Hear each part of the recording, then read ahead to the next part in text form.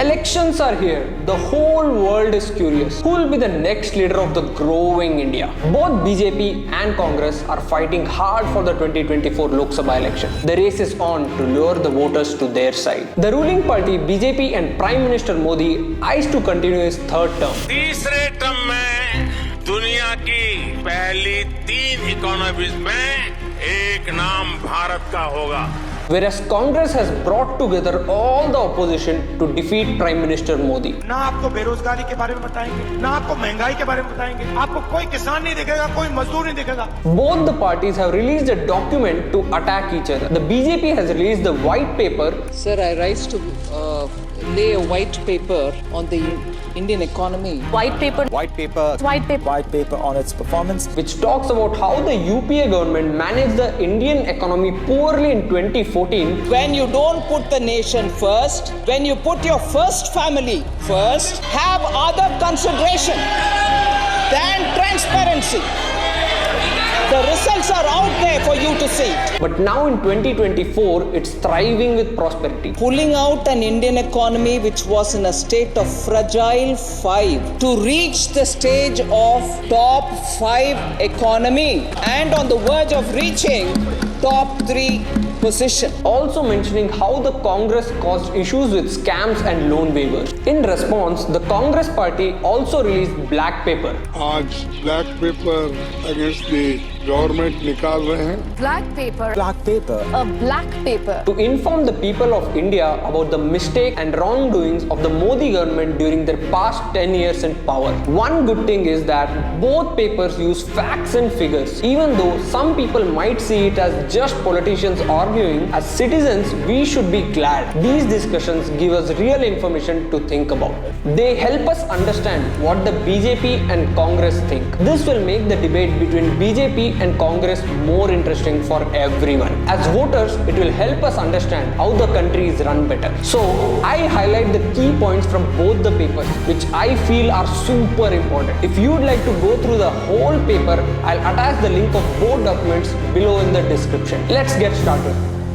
In the first point of white paper, BJP points out that in 2004, when the UPA government began its term, the UPA government started with a strong economy but didn't maintain it. They neglected reforms and failed to take advantage of previous growth. Instead of building on the foundation set by the NDA government, they focused more on short-term gains. Their lack of long-term vision led to economic instability and high inflation. The average inflation from 2004 to 2014 was 8.2%, and it even reached double digits in FY 10, 11 and 13. The failure to manage economy properly caused hardships for ordinary people. Overall, the UPA government's policies didn't strengthen India's economy, despite the opportunities it had. The BJP government's second point focuses on bank mismanagement, highlighted in white paper using a term called gross non-performing asset ratio or GNPA. GNPA represents the percentage of loans that banks don't expect to be repaid. High GNPA means banks have given out loans they won't get back. When Vajpayee came to power, GNPA was 16%, reduced to 7.8% when he left, showing good financial health. However,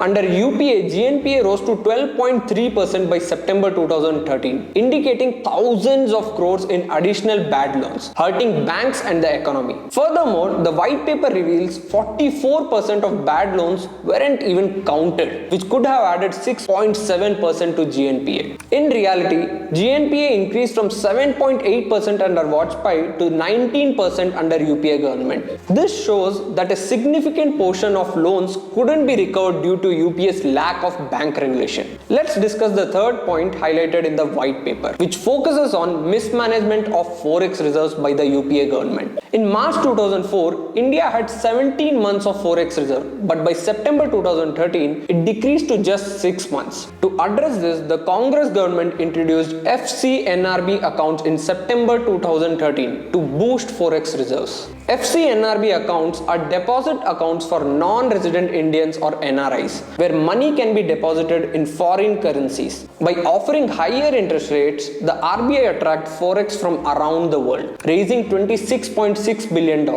However, this strategy backfired as the BJP government had to pay the interest and principal in 2016. This move created a financial burden for the BJP government, highlighting the mismanagement of Forex reserves by the Congress government. Now, let's look into the fourth point raised in this paper, which criticizes the UPA government's handling of the economy, especially after the global financial crisis of 2008. The UPA government introduced something called a fiscal stimulus, which is essentially a set of actions taken by the government to boost economic activity in the country. This includes measures like tax cuts, infrastructure projects, and lowering interest rates. Following the crisis, India's economy slowed down significantly, growing by just 3.9% in 2008. However, there was a rapid recovery in 2009, with growth reaching 8.5%. Despite this, the UPA government continued to spend heavily for several years after crisis, which some critics argue was unnecessary. Due to increased borrowing to fund the fiscal stimulus from 2009 to 2014, India's gross fiscal deficit soared. In simple terms, if the government earns 1000 rupees in revenue but spends 1200 rupees, the extra 200 rupees spent is the fiscal deficit. For 6 consecutive years during the UPA regime, the fiscal deficit was at least 4.5% of the GDP and even reached as high as more than 6% in some years. This indicates a significant mismanagement of finances during the UPA governance. Moreover, the paper highlights a decrease in capital expenditure during the UPA years, which refers to investments in infrastructure like highways and high-speed cables. While NDA government added 24,000 kilometers of highways in just 5 years from 1997 to 2000, UPA added only 16,000 kilometers in their 10-year tenure from 2004 to 2014. This suggests that despite borrowing money, UPA did not prioritize crucial investment in infrastructure. Instead, a significant portion of the borrowed funds was allocated towards revenue expenditure, which includes day-to-day expenses and consumption rather than investment for future growth. For instance, a large sum was spent on the agricultural debt waiver and relief scheme of 2008, costing the government 52,000 crores. However, studies found that this scheme did not lead to the expected benefits for farmers, nor did it result in increased investment for In fact, after the loan waivers,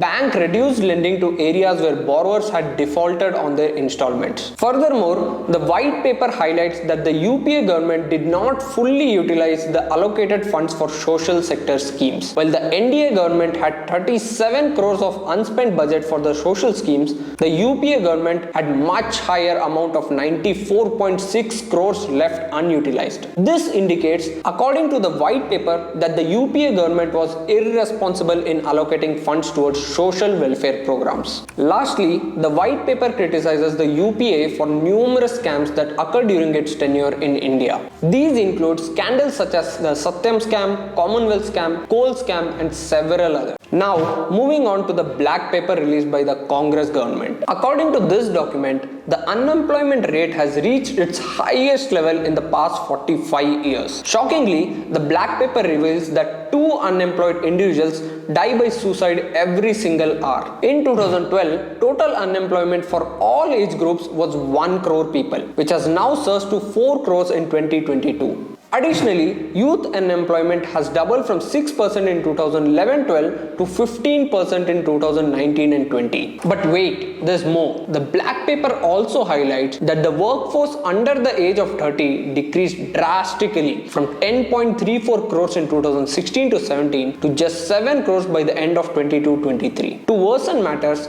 approximately 1/3 of all graduates and postgraduates are unemployed. In summary, the black paper underscores the unemployment crisis in the country, indicating a poor state of employment affairs. Furthermore, the Congress asserts that the government not only failed to create new jobs but also worsened the existing job challenges. Between 2014-15 and 22-23, real wages rose by a mere 0.8% in the agriculture sector and were negative in the construction sector. Over the span of 8 years, while the wealthy have prospered, the poor have faced increasing difficulties. Let's look into the second point raised in the black paper.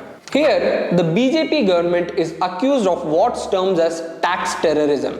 In simple terms, this means that the burden of taxation falls heavily on the shoulders of the small and middle class citizens in order to increase the government revenue. In the fiscal year 21-22, out of the 14.83 lakh crores collected in GST, the Congress alleges that 64% of this revenue came from the bottom 50% of the population, 33% from middle 40%, and a mere 3% from top 10%. Now, there are a couple of key points here. At first glance, these statistics may seem to suggest that the government is doing a good job, as tax revenue is being generated from various segments of society. However, this also highlights a significant income disparity in India, which I also explained in my previous video, Indus Valley Report breakdown, link in description. In India, only 5% of the population files taxes, with a mere 1.5% actually paying them. In comparison, these figures stand at 10% for China, 43% for the United States. It means just 0.3% of Indians contribute to 80% of the tax collected in the country. This shows substantial income gap between the rich and the poor. Technically, many of the poor in India don't pay income tax at all, indicating that they may not even earn an income of 7 lakh rupees. So, while it may seem positive that the taxes are sourced from various income brackets, a closer look at the income tax data reveals the reality of income levels among the Indian population. Moving on to the third point highlighted in the black paper. It sheds light on a critical aspect concerning India's manufacturing and exports. The BJP government had promised to position India as a competitor to China, a global manufacturing powerhouse. However, the reality paints a different picture. The Modi government had set a target for manufacturing to contribute 25% to our GDP. The actual share of manufacturing in India's GDP has declined. From 16% in 2015, it has come down to 13% in 2022. This shortfall raises serious concern about the efficiency of Make in India initiative. So, why are we falling short on this initiative? There are two primary reasons. Firstly, the ease of doing business in India still has many challenges. Secondly, land acquisition remains a major obstacle. Unless these issues are addressed, India's growth trajectory will continue to lag behind that of China. Moving on to the next point, which is quite concerning. The black paper suggests that the democracy in India is in danger. How do they reach this conclusion? Well, the black paper implies that the government is utilizing investigative agencies like the ED and CBI to target the opposition leaders. According to the Congress, only 54% of investigations were conducted against the opposition during their tenure, whereas under the BJP government, 95% of these investigations were directed to the opposition. Recently, Indian Express published a chart listing about 25 opposition leaders who faced legal cases. Interestingly, after joining BJP, 23 of them witnessed their cases being dropped. Now, we don't have concrete evidence to draw conclusions, as these could be isolated or correlated events. However, they appear to be quite alarming. It would be beneficial if government leaders could provide clarity and transparency regarding these occurrences to the people of India. Now, let's discuss the final point highlighted in the black paper, which addresses the defense and security issues in India. The recent riots in Manipur have resulted in significant displacement and loss. Approximately 35,000 people have been displaced, with 1,700 houses burnt, 60 lives lost, and 200 individuals injured since the violence erupted in May 2023. There was a significant delay in responding to the crisis in Manipur, especially when both the state and central governments were under the BJP rule. This is a systematic issue. If one state is in turmoil and the central government doesn't intervene promptly, it sets a concerning precedent. What assurance do we have that swift action will be taken if a similar situation arises in other states? We need to ensure that the government understands that the people of India are closely watching and expect decisive action. In addition to these points, the black paper highlights several other issues such as demonetization, farmer income, and the situation at the Chinese border. We need to understand the arguments made in both the documents and decide what is good for us. If you enjoyed watching this video, make sure to give me a like. Definitely comment what are your thoughts on this, and please subscribe for more such amazing content in the future.